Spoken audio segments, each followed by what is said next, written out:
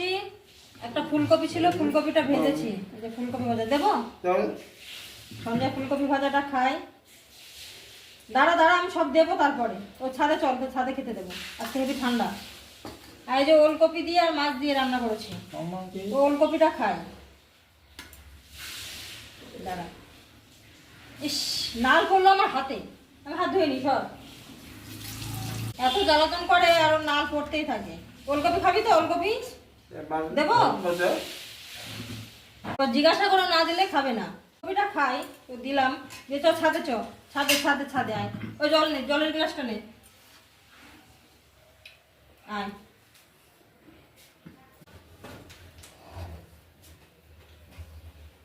সঞ্জয় দেখেছেন, যেখানে থালা থাকবে সঞ্জয় ঠিক পিছন পিছন চলে আসবে। চলে আসছি ছাদে। বসবি কিসে?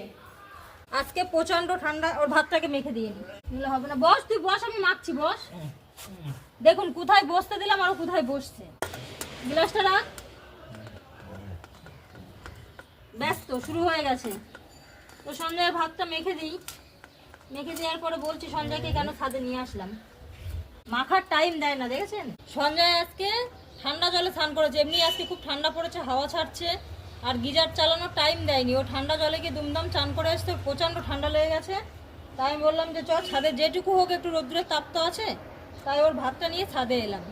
ও তো তাড়াহুড়ো করে, তাড়াহুড়ো করে ওকে মেখে দিলাম, ও এবার খাচ্ছে।